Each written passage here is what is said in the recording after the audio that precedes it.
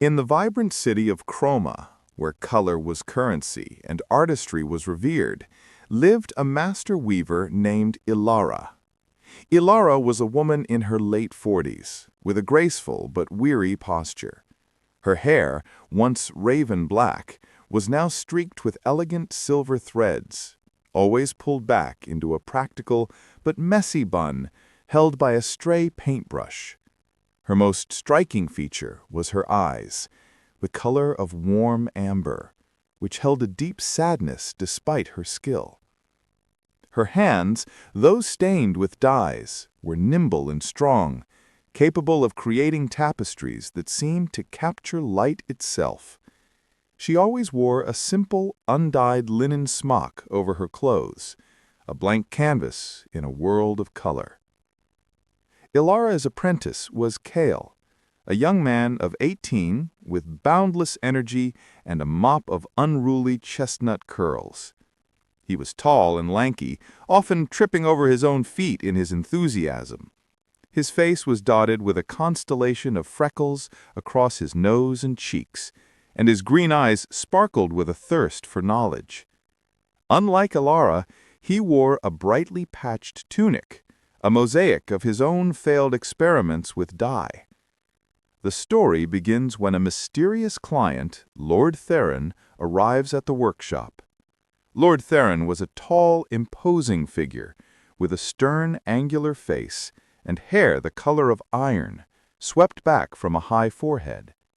He was dressed impeccably in deep plum silks, his fingers adorned with rings featuring rare, dull-colored stones. His eyes were a pale, calculating gray, and he moved with an air of cold authority. He commissioned a tapestry depicting the legendary sunset of the first dawn, a feat requiring a lost shade of gold known as aureate.